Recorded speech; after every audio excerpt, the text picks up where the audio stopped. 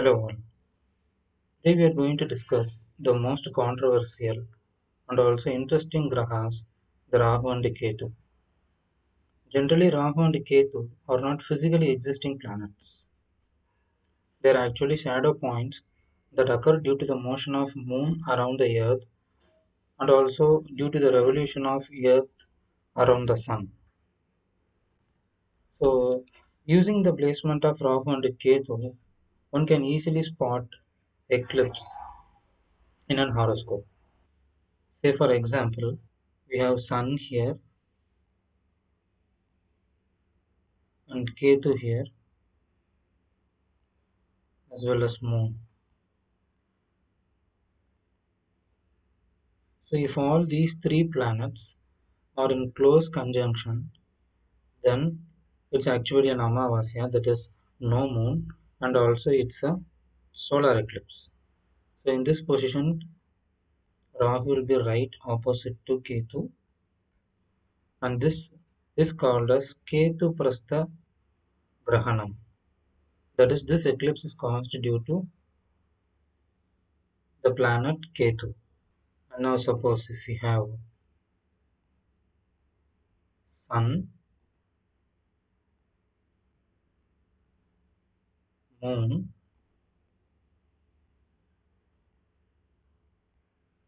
as well as Rahu here.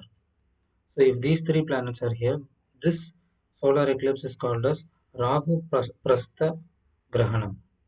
And in this case, Ketu will be right opposite here. Because Rahu and Ketu, they will be opposite to each other. That is on 1/7 to each other. And now we are going to see how a lunar eclipse will be in an horoscope. For that, let's say Sun is here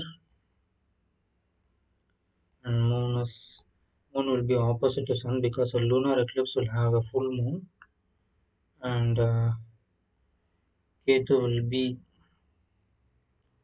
might be here, and Rahu will be here opposite to Ketu. Maybe in certain situations here the Ketu may be here and Rahu can also be here. So this forms a lunar eclipse. In general, actually Rahu and Ketu are not two different grahas placed opposite to each other. They are one indicating the two nodes of moon.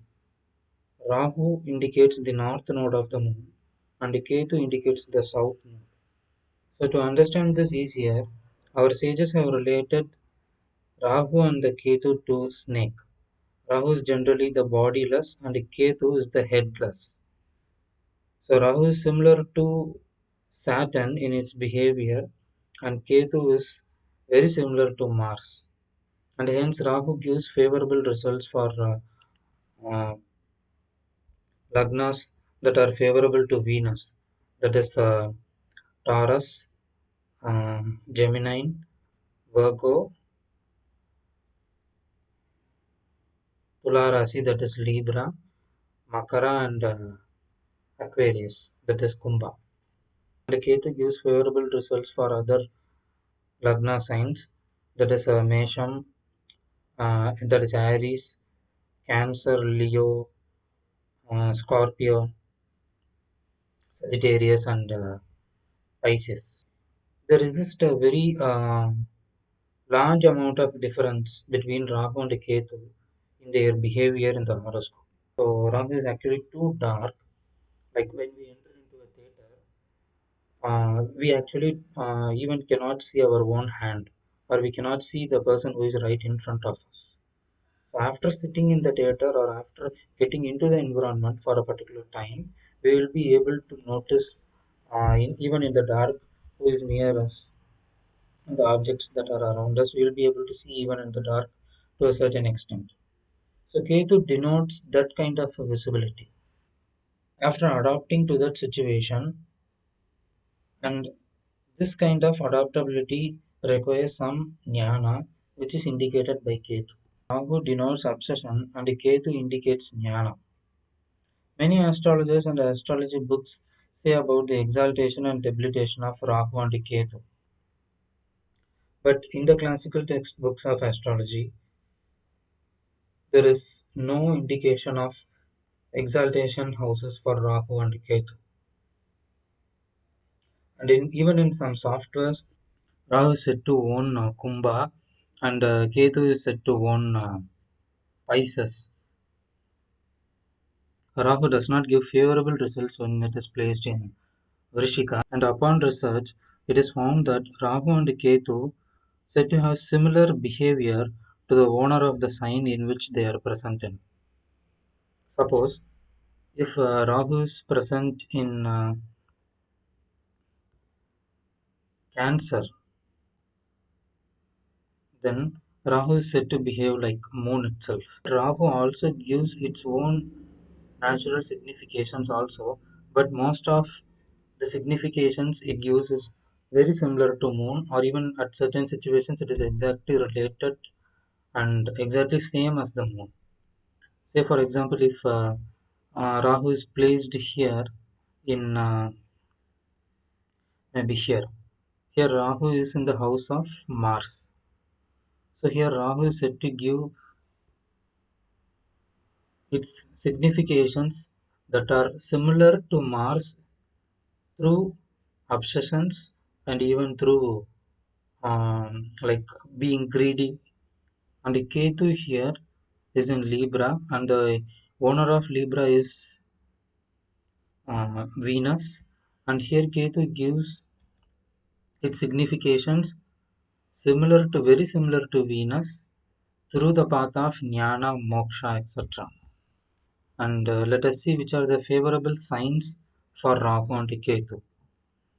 Rahu gives very good results when it is placed in Mesha, Rishabha, and Karkadaga, that is Cancer, Kanya, that is Virgo, and Makara, that is Capricorn. And the other signs are favorable for Ketu. But the one sign where both Rahu and Ketu feel very comfortable is the Cancer, because Rahu is also very comfortable being in movable signs. Ketu is comfortable in watery signs. Ketu also loves to be here. Rahu loves to be in earthy signs and Ketu loves to be in watery sign, and Rahu likes movable signs and Ketu likes fixed signs. But there are some exceptions for this also, depending on the planet that is along with Rahu or Ketu and the dispositor of the planet and also the nakshatra they are placed in. For a good Rahu Dasha, how the position of Rahu should be. The dispositor of Rahu should be very strong. Say here, if Rahu is here and if the ascendant is here, that is a Gemini ascendant, since because the dispositor, that is the owner of the sign where Rahu is placed, is exalted, that is Venus is exalted, this Rahu Dasha will give good results. Let's say another example. If Rahu is in Makara, let's remove Venus from here. And if Rahu is along with the Jupiter, let's say Saturn is here, Saturn is exalted here. And if the ascendant is Leo, that is Simha Rasi, then Jupiter and Rahu will be in 6th house.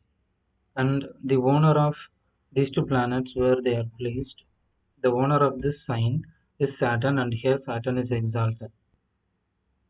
If there is a debilitated planet along with Rahu, then Rahu Dasha gives very good, extraordinary results.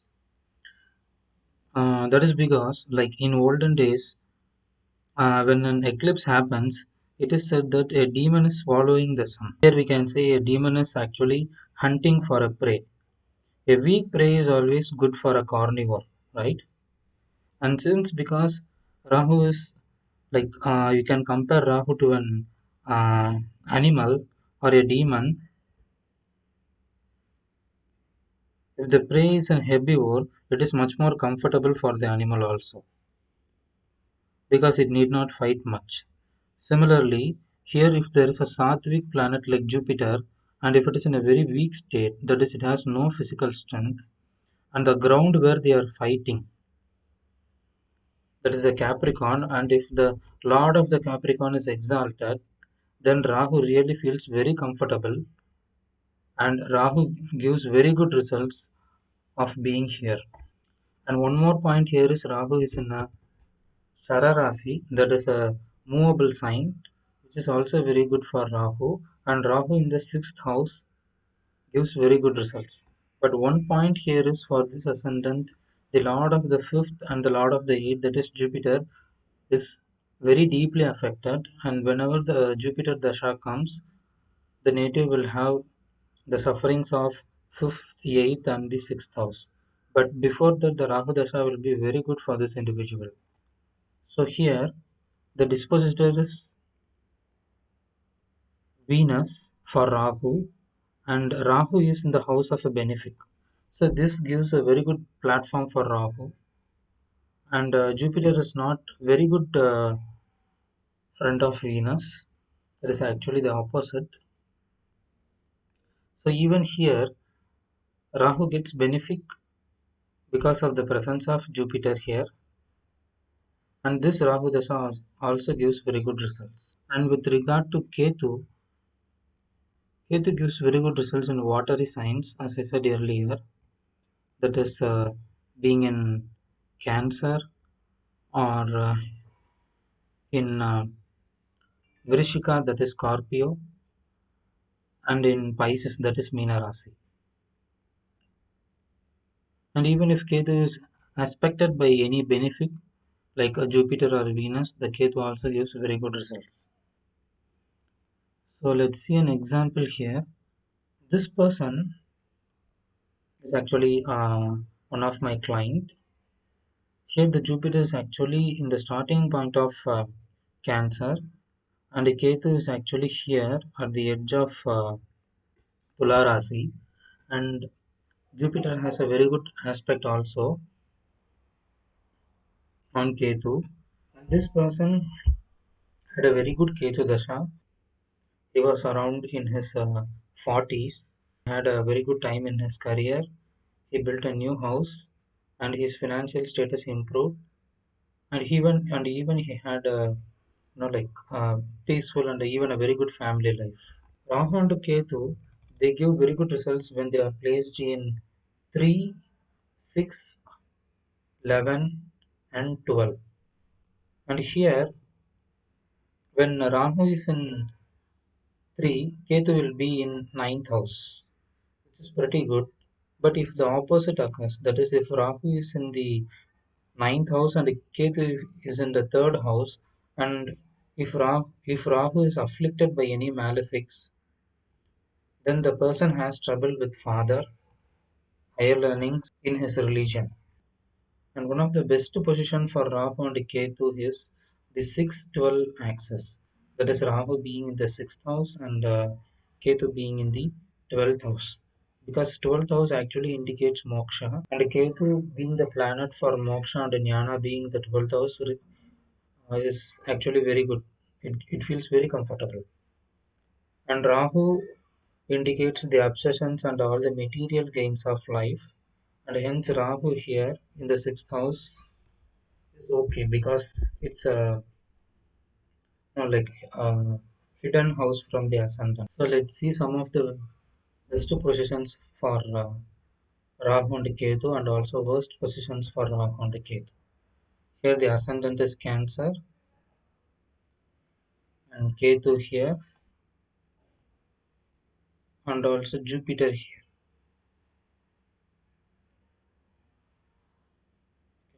You can see Jupiter is here. That is inside Cancer, and we have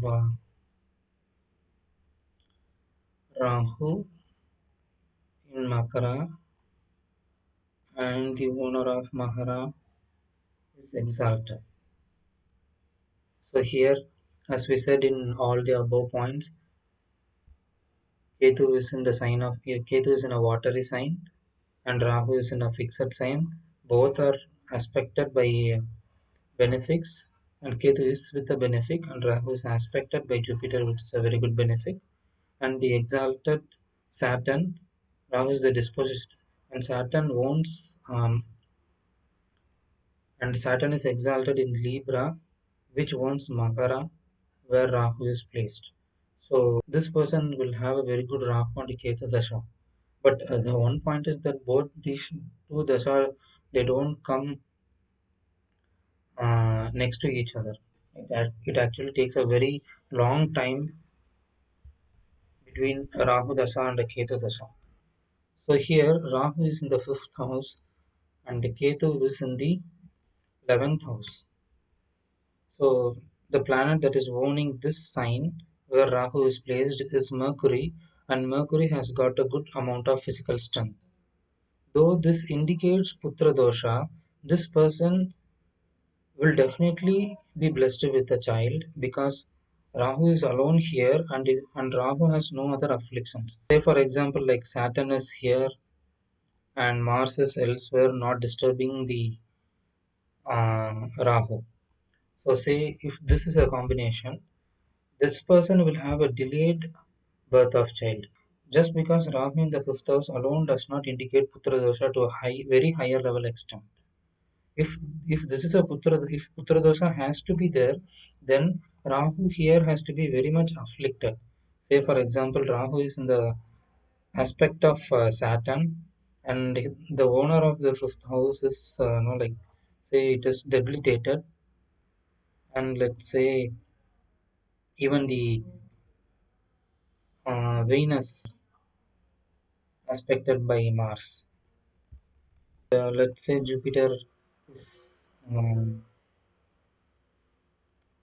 here. So the Putra Karaka Jupiter is also not in a very good mood, and this indicates much more Putra dosha. In this case, the spouse horoscope also needs to be analyzed whether the person will have a child or not. So, in general, what I mean to say is that to give good results, Rahu and Ketu should be aspected by benefics, and for Rahu, the dispositor should be very strong. Rahu being in the house of benefic or being in movable signs or even in earthly signs, Rahu gives very good results if it is unafflicted. And for Ketu, being in watery signs and fixed signs is good. And Ketu, if afflicted, it also gives its own bad results. And Rahu and Ketu give just reflect the house as well as the sign in which they are presented. And the reflection is through their own significations. Thank you. Let's meet in another video.